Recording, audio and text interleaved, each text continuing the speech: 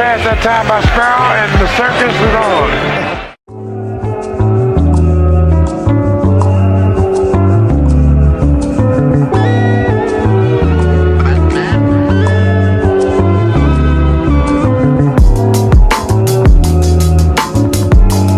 What's up, YouTube? It's Star Night, Toon Taz Life. I'm about to be reacting to new footage of Michael Jordan explaining why Bird was unstoppable. So let's get into the video. Like, comment, subscribe. These are very good players. Two very good players. Michael Jordan is my GOAT. Larry Bird is in my top 5.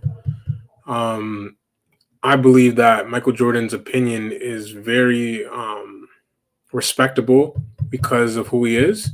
If Michael Jordan says Larry Bird was unstoppable, then that's what it is. And I mean, it's in the highlights, it's in the footage. Larry Bird can shoot the basketball, he could facilitate, he could rebound, he does 3-level scoring. He shoots behind his head, you can't really get to it.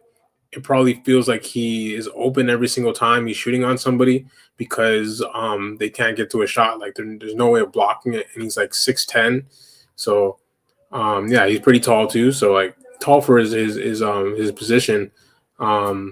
His position kind of does go up to like 6'9", 6'10" ish. 6'10" is like getting to like power forward territory. So he was big for his size. Get to the basket, like I said. 3-level scoring, 3-point, mid-range, all of that. So he was unstoppable based off of like of being a fan of the game. I could tell he was unstoppable. Like even like his scoring ability, and even if you cut off his shot, like stop him from shooting the basketball, and you double team him, he's gonna find his teammates. So yeah, let's get into the video. Just another NBA story. This is bigger than stats or highlights, because players weren't just afraid of Bird's athleticism. They feared what came out of his mouth. Larry would tell you exactly how he was going to score, then go do it, and there was nothing you could do to stop it. And here's the crazy part. Even Magic, Dominique, Peyton, and Kobe all admitted it, which begs the question. If all of these legendary players feared him, what exactly made Larry Bird so terrifying? You see, Larry Bird's resume almost sounds fake when you read it out loud. I mean, 3 championships, 3 straight MVPs, which, by the way, only Bill Russell and Wilt Chamberlain had ever done before. 12 All-Star nods, Crazy. Rookie of the Year, Yup. the whole thing. The whole thing. On paper, he looked like one of those once-in-a-generation guys who dominated their era. Yeah. But that's the funny part. Bird never looked like the basketball superhuman he was. He didn't run or jump like Jordan and Dominique, and nobody was putting him in a dunk contest. And yet, by the middle of the 80s, the conversation about best player in the world had his name right at the top. What makes it crazier is where he came from. He came from French Lick, Indiana, a tiny working-class town where basketball wasn't just a sport, it was the only thing people had to be proud of. They called him the Hick from French Lick, and instead of running from it, Bird leaned into it. He grew up in a big family, money was tight, and basketball was the one thing that gave him an escape, so by the time he got to Indiana State, it wasn't just about putting up numbers. He was dragging a program nobody cared about into the national spotlight.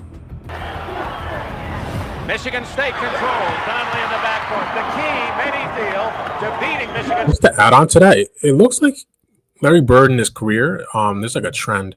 He like revived teams. Like he brought teams from like the lowest of the lows and brought them to championship, undefeated, you know what I'm saying, like type teams. His college team wasn't good at all before he was there, as far as I know, or they weren't good on a national level. And then he got there, their team got up the ranks or whatever.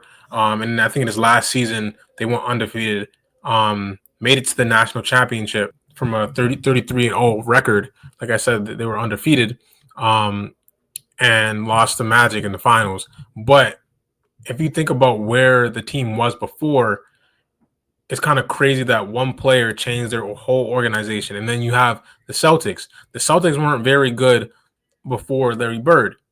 He got there, one player changed the whole the whole thing, turn it into a dynasty from one player. So I feel like his his ability to change organizations, change teams, and turn them into I guess like high contender teams, winning and being top of the league or top of the conference or top of like at the top of the ranks for the college level. You know what I'm saying? Doesn't matter. Even probably his high school. We don't know, but well, I don't know. But I think he went to Valley or whatever. From what I know, I think he has some state championships. And then in college, went 33-0, didn't win a national championship, but turned a losing team into a winning team. Went to Boston, was a losing team, turned into a winning team, and got 3 chips, turned into a dynasty, one of the greatest teams of all time. Elevated the players on his team. He had 3 other Hall of Famers on his team.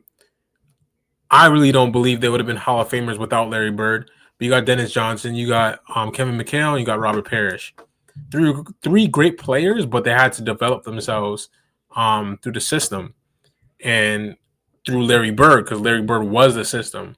So once they bought into the system, they elevated their game and they became Hall of Famers, All-Stars, whatever you want to call it. And that has a lot to do with Larry Bird. So it seems like he has the Midas touch when it comes to teams, his players, and organizations. So yeah, that's what it seems like for me, just observing. State is to take the early lead when the Spartans get it from the... That 1979 NCAA title game against Magic Johnson's Michigan State is still one of the most watched college basketball games of all time. Yup. And you have to consider that Bird didn't win that night. Magic's squad was too loaded, but the fact that he even got Indiana State there was unreal. Unreal. Before him, the Sycamores were invisible. Suddenly, they were on the front page of every sports section in the country. That game didn't just make for good TV. It kicked off one of the most important rivalries in sports history. Even in the loss, Bird's legend was bigger than ever, because people realized this wasn't some one-hit wonder. When the Celtics finally got him, the timing was perfect. They had just finished with 29 wins in 1979, one of their worst seasons ever. Then Bird arrives as a rookie, and bam, suddenly they won 61. That's a 32-game swing just from one guy. And he wasn't easing into the league either. He averaged 21 points, 10 rebounds, and nearly 5 assists right out of the gate. Allen level. Bergsten brings it down. You see 2 seconds, 1, and the world champion, the Boston Celtics. Crazy. Most rookies take years to adjust to the NBA, but Larry showed up and looked like he'd been running the league for a decade. What people sometimes forget is how much he lifted everyone else. Guys like Dave Cowens and Tiny Arch. Yo, this is crazy how I was talking about this just before this clip, how he uplifted these people. But I don't even know about these guys, so I guess I'm going to learn something new. Yeah, let's get back into it. Archibald, who looked like they were on the way out, suddenly had life again. Then Red Auerbach doubled down, pulling off the Parrish trade, drafting Kevin McHale, and later bringing in Dennis Johnson, keeping Cedric Maxwell. Before long, Boston wasn't just good again. They were the scariest team in the league. By Bird's second season, they were champions. And if you're a real NBA fan, you know that almost never happens. Rookies don't rebuild dynasties. But Larry did it in real time. Early on, the reaction around the league was pure respect. Players respected the numbers, the toughness, and the fact that he made the Celtics relevant again. But respect is surface level. Fear is deeper. Fear is when you're already second-guessing yourself before the game even starts because of the guy across from you. Those first few years set the foundation. The resume, the underdog story, the turnaround in Boston. But the actual fear? That came later, when Bird started calling his shots out loud and forcing defenders to sit there and watch him cash them in. When people talk about Bird's trash talk. This video, all facts. All facts. All facts. Again, I don't know if this is AI. I don't know why. This sounds like a good video right now. If this is AI, they did a great job. They did a great job, because it's like it's so good, and I guess the guy's voice is like so put together that I'm like second guessing it. But yeah, nonetheless, it's a very good video, so it doesn't really matter. The facts are the facts, but yeah, this whole video is just facts, facts, facts, facts. Everything he's saying is on point. Revived every team he was on. Revived players that were out of the league, brought some life into their game. Robert Parrish probably was somewhat good, brought his game to a whole new level. Kevin McHale probably had a good base from college, but he had potential. Larry Bird allowed him to optimize that potential. Dennis Johnson, great leader, great facilitator. Larry Bird definitely helped him in that way in the system, because I think Dennis Johnson's game was perfect for the system and for Larry Bird. And I feel like Larry Bird can play with anybody.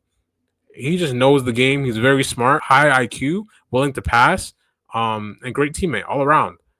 And he's just gonna uplift everybody. So yeah, this video is facts 100%. 4 minutes in, probably gonna be 16 more minutes of more facts. You get what I'm saying? More facts.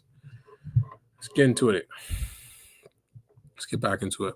It wasn't just the usual "you can't guard me" stuff. Everyone says that.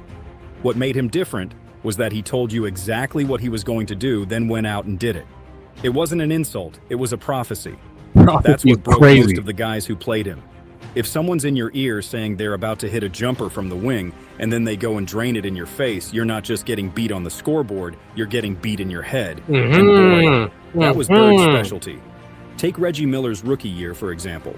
I'm like, he's like, I am the best shooter this game, and he's saying it out loud so everyone can see. I'm like, oh my God, he's outing me at my home in front of all my family and friends. I'm the best shooter this game has ever seen.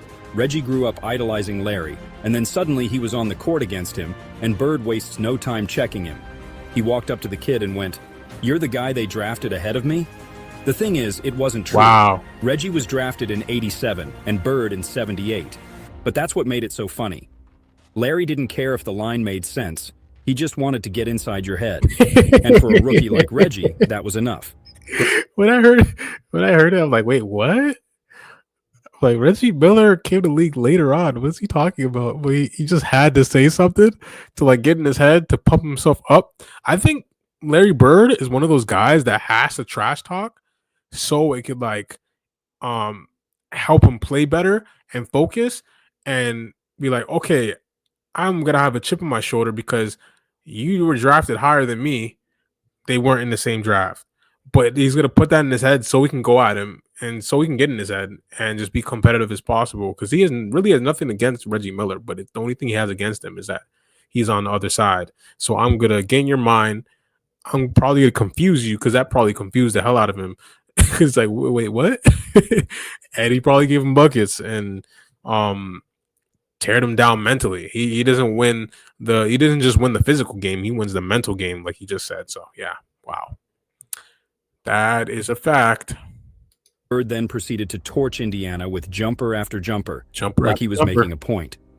If you are sleeping in a position like this, you are wrecking your body and your breathing. Obstructive sleep apnea happens when you're... Reggie has told that story a million times because it was the moment he realized Larry wasn't just a scorer. He was a talker who turned every game into psychological warfare. Yup. Then there's Sean Kemp, who might have the most humbling Bird story of all time. He let me know from the start of the game what he was going to do. He really did. He let me know. Before the game, he told me, he was like, he just shook his head at me. He said, man, it's going to be up night for you.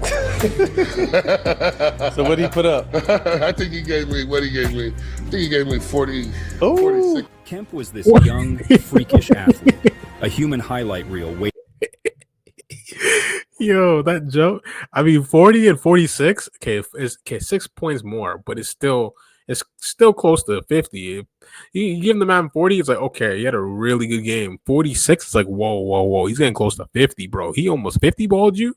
The man said 40, 46. When he said 46, I was like, ooh. That will give you nightmares. 40 is like, okay, that's a really good game. He gave you 40. It's Larry Bird. 50. That's bound for getting closer to his career high. Like that's gonna mess with you. Man said 46. I was like, 6 more points. Man said 40, 46. That's not the same thing, bro. That's not the same thing. I know you're traumatized. To happen. He had all the bounce in the world, and Bird had none of it. Sean Kemp was So you'd tough, think this though. matchup would be unfair the other way. But Bird didn't need to outjump anyone. Nope. Kemp has told the story himself. His rookie year, Bird seized him up and basically called his shot, telling him exactly where he'd score. And of course, he hit the exact shot he called. Kemp admitted later that it shook him. Because how do you defend that? You're young, you're supposed to prove yourself, and instead, the old guy just predicted your failure out loud. And then there's the famous three-point contest story. This one is classic because it wasn't even in a game. Who coming to second? Who's coming in second?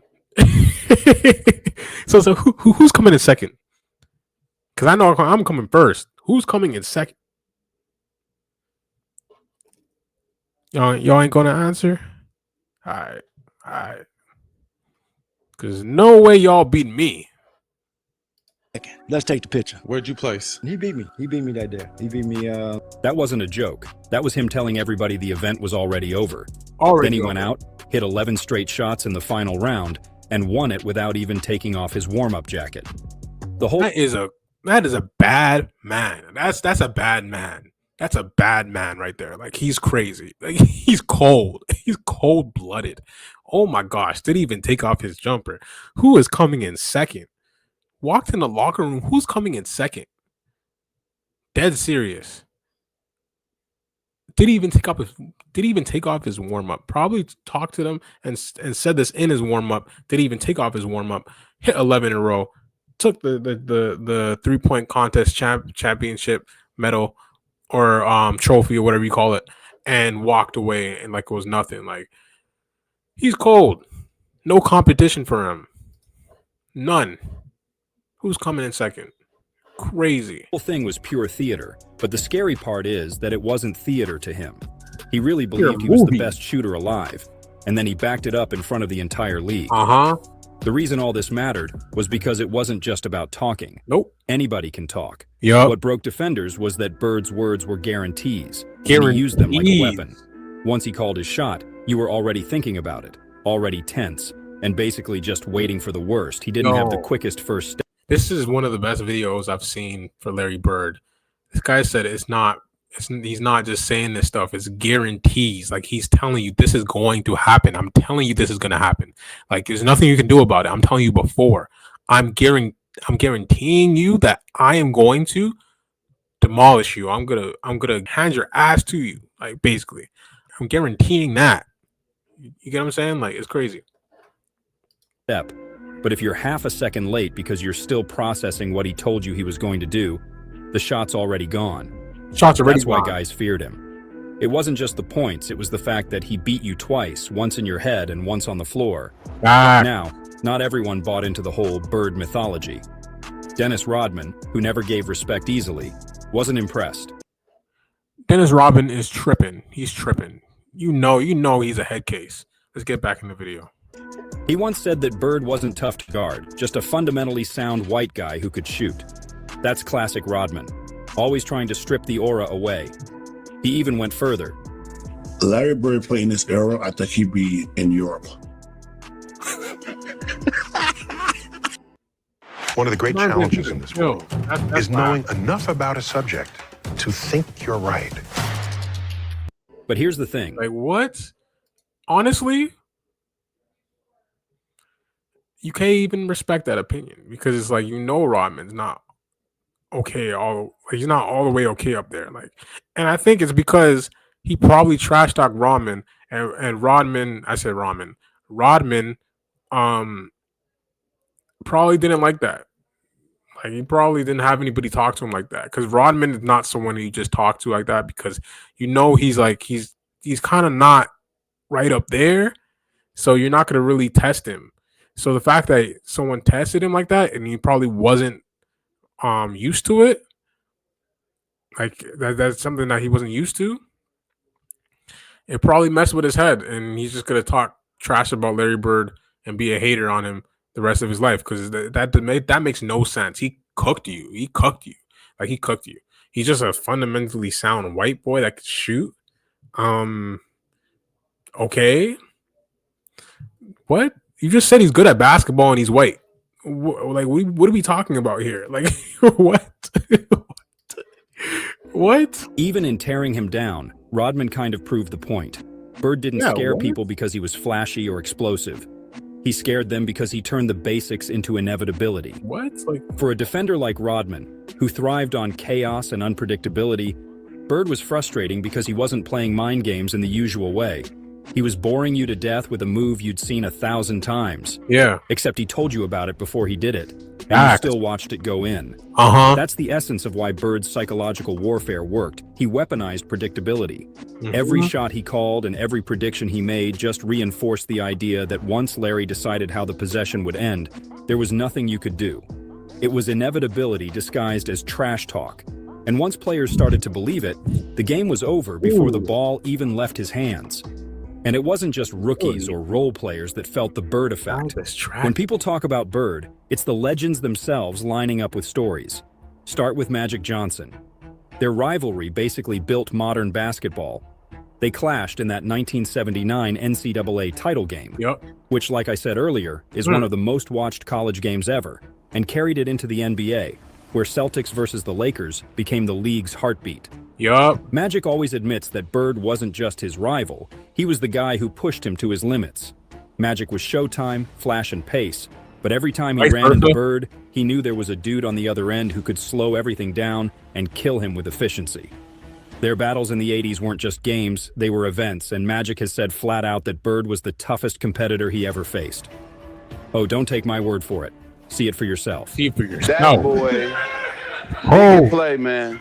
He turned it out. Then there's Dominique Wilkins. Everybody remembers the 1988 Eastern Conference semifinals when he and Bird went at it shot for shot. Dominique dropped 47, Bird answered with 34. But it wasn't the number that mattered, it was the timing. In the fourth quarter, Bird scored 20 points, and every bucket felt like a dagger. If you guys haven't watched my reaction to that video, they were going crazy. They were going nuts. Like, wow.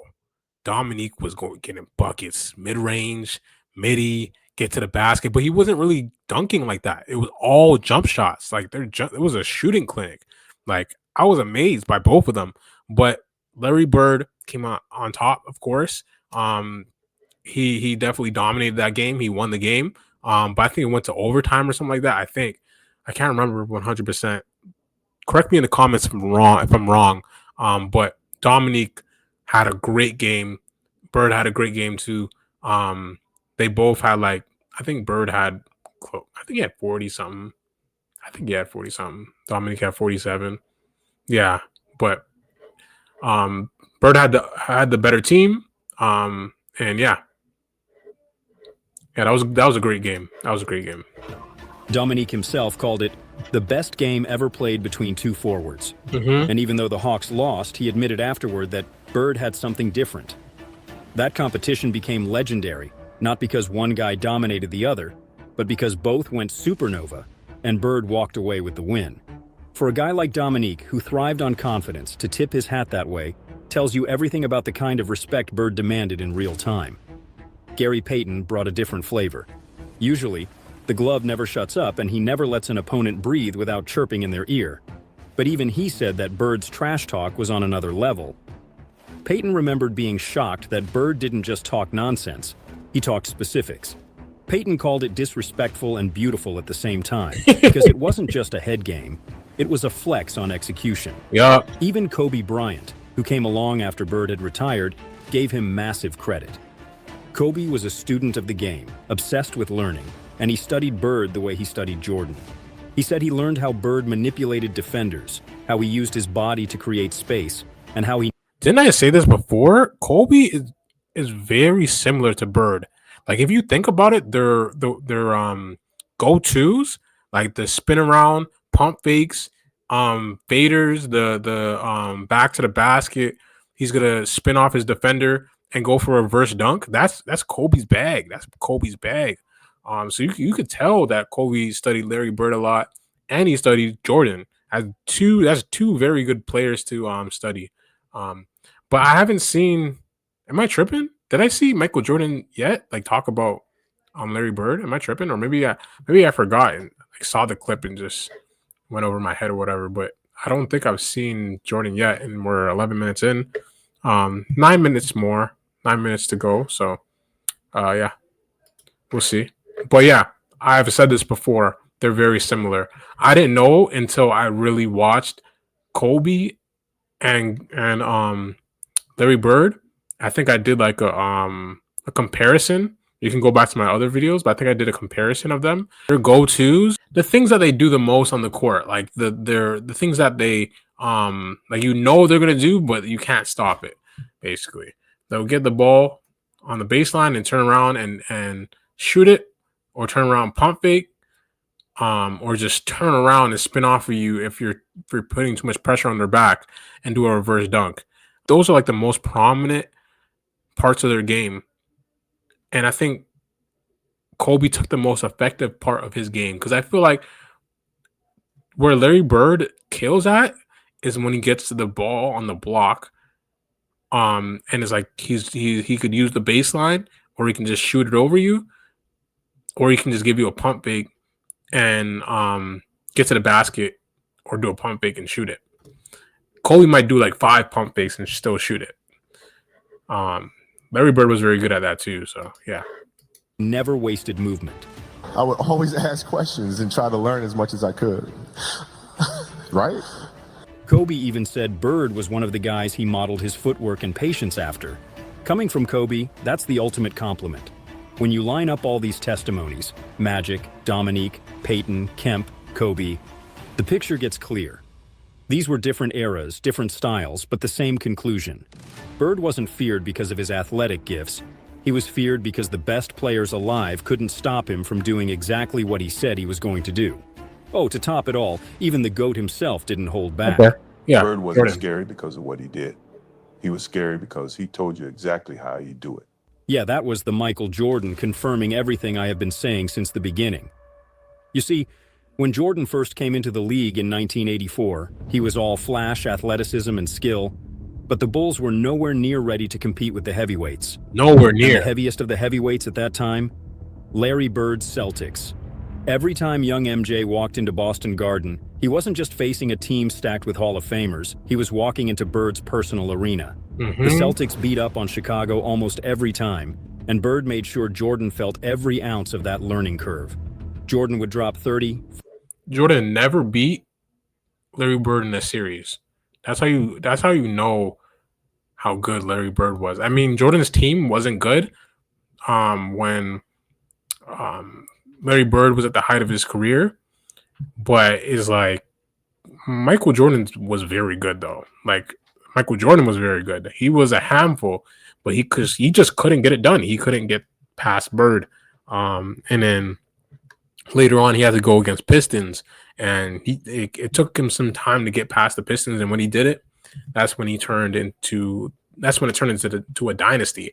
They had to get through Detroit, but they weren't able to get through Boston at all when they're at the height of their careers, and when Boston was really good. So yeah. 40, even 50 sometimes, but Boston still walked away with the win, and Bird would make it clear that numbers didn't matter if the scoreboard didn't swing your way. That was the message. It's not just about being great, it's about bending the game to your will. The perfect example came in the 1986 playoffs. First 2 points of the game for Larry Bird. Celtics have an 11-point lead. Jordan on the rebound. Jordan had one of the most iconic performances in NBA history, dropping 63 points in Game 2 against the Celtics. In fact, it was so awesome that the Garden crowd gave him a standing ovation. It was unreal. In an interview, Bird literally said this about Jordan's game that night. That wasn't Michael Jordan out there. It was God disguised as Michael Jordan. Think about that. The best player in the world at that time looked across the court, saw a 23-year-old dropping the most points ever in a playoff game, and gave him divine status. But here's the kicker. Even on Jordan's greatest night, the Celtics still won. Bird finished with 36 points, 12 rebounds, and 8 assists. It wasn't enough for him to acknowledge Jordan's brilliance. He had to remind everyone that basketball is about the ultimate outcome. That match stuck with Jordan, because if you look at the way MJ built his own mental edge later, the trash talk, the psychological battles, the way he turned every insult into fuel, you can see Bird's fingerprints all over it. Jordan studied how Bird got into guys' heads, took that formula, and weaponized it. He'd tell you he was going to drop 40, then actually drop 55. He'd invent grudges just to make himself angrier and his opponents more nervous. Yeah. People credit Kobe for studying Jordan, but the truth is Jordan himself took a lot of his mind games from watching how Bird dismantled people. Yeah. And when you really consider everything, it's wild. Because Jordan wasn't scared of anybody, but when he talks about Larry Bird, the tone changes. It's not bravado, it's not disrespect. It's pure respect, with a little sprinkle of fear. And if the greatest player of all time admits he felt that fear, then the case is closed. Case is But closed. here's the secret behind his technique. What made Larry Bird truly dangerous wasn't one skill. It was a formula he repeated every night. The first part was shot making. His release was compact, his balance never wavered, and his range stretched from the mid-post to well beyond the three-point line. The second part was his footwork. Bird used small shifts, pump fakes, and pivots so subtle that defenders often froze and were unsure of which way to move. The third part was his passing. He would bait the help defender, then punish the rotation with a pass that made you look like the one who blew the assignment. Put those three together, and Bird wasn't just scoring points, he was setting up outcomes. That's why people kept describing his game as inevitable. The strange thing is that predictability was part of his plan. Everyone knew the moves Bird liked, but that knowledge became a trap. There are a couple of highlights that show the entire formula in action. The Portland game where he played almost entirely left-handed is one of them. Larry told all of us and the media, he said, tomorrow night's the last game of the trip, I'm going to play this one left-handed. Bird against Kersey. Bird was so confident in his control that he switched hands mid-game, hit layups and jumpers lefty, and still turned in a monster triple-double. It was proof that when he said he could play any way he wanted, it wasn't just trash talk. The other is the Xavier McDaniel game winner. Bird told McDaniel exactly how he would end it, where he'd catch the ball, how many dribbles he'd take, and where the shot would come from. Then he went out and executed it. But if his strength lived in rhythm and repetition, what happened when that rhythm was broken, when the shots stopped falling, or when injury slowed him down? That's the part of Bird's legacy that people don't talk about as much. Because for all the stories about Bird calling his shots and backing them up, the truth is, he wasn't 100% untouchable. There were nights when the trash talk didn't land, when the shot rimmed out or the prediction fell flat. Those moments mattered because they reminded everyone that Bird wasn't some myth, he was human.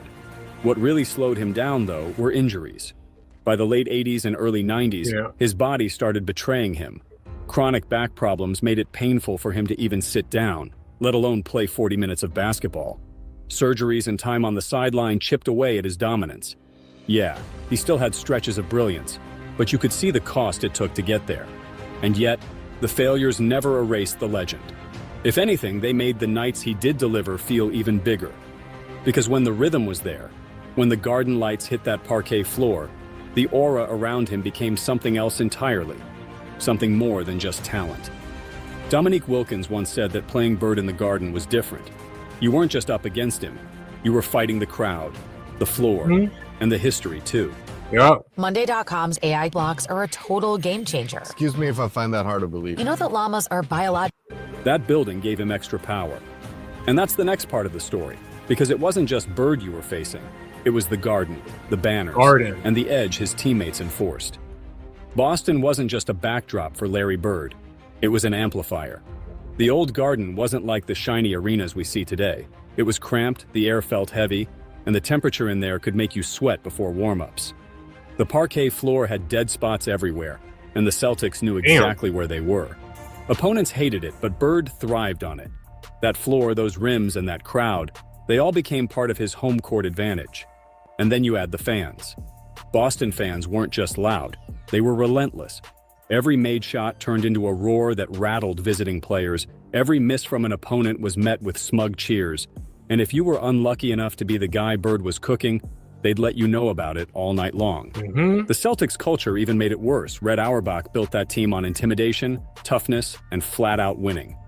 Bird's teammates, McHale, Parrish, Dennis Johnson, and Maxwell, weren't just sidekicks.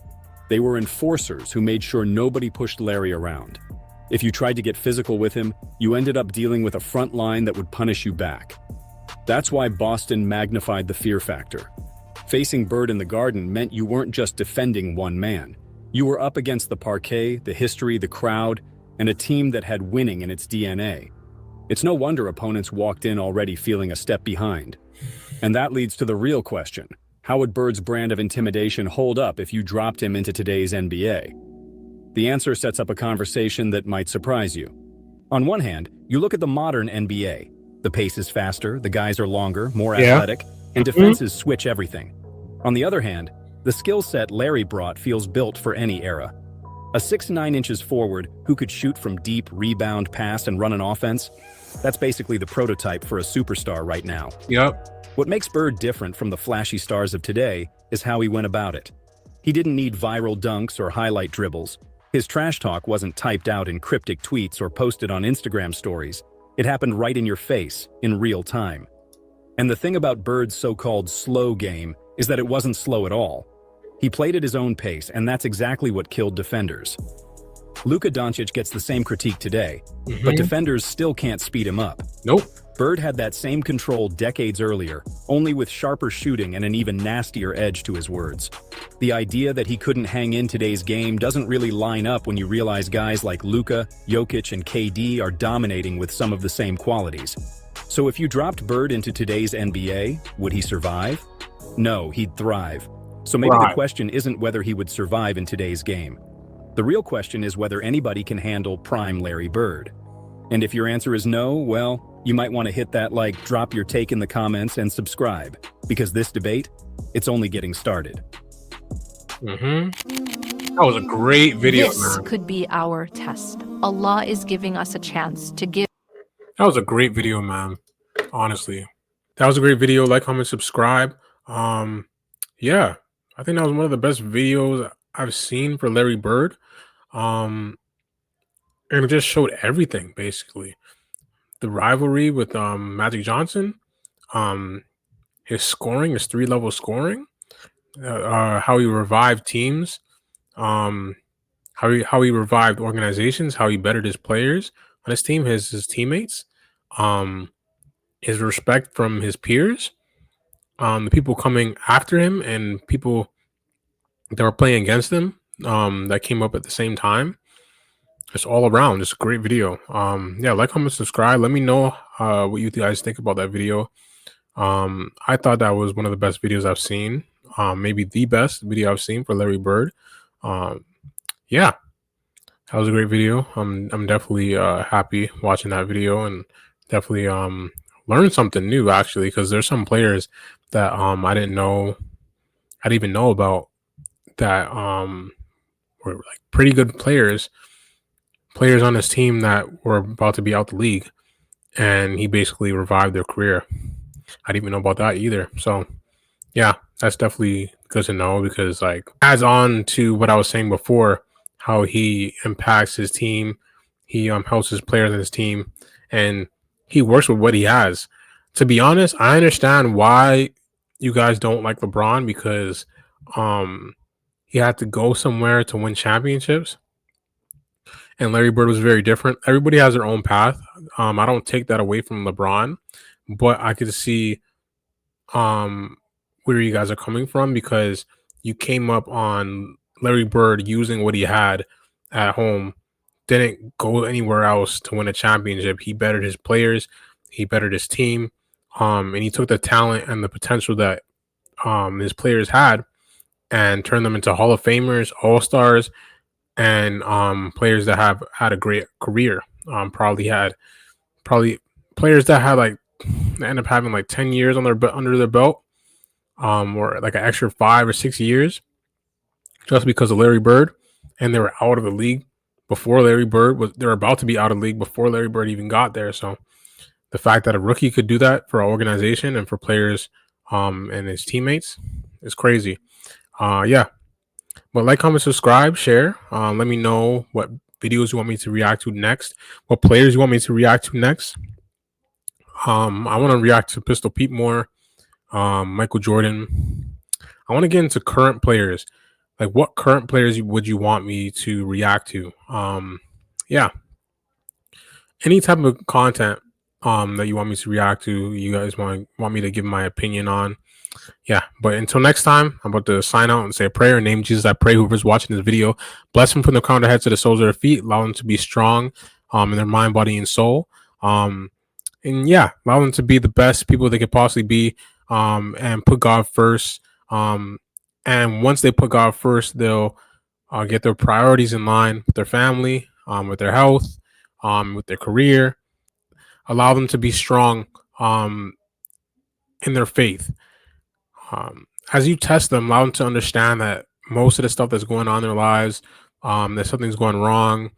If things are happening over and over again, bad things are happening, please don't allow them to understand that whatever's in your heart can spill out. And if that does happen, please give them wisdom, knowledge, and discernment to determine that, when they're wrong, when they're sinning, when they're not trusting you, when they're supposed to. Allow them to have faith when times are bad and when times are good and when times are okay. All around, allow them to trust you so they can have the best relationship with you 100%, and trust you as their father, as their protector, and as the Almighty God, one and only. So in the name of Jesus I pray, amen. So stay blessed, stay lit, and I'm out.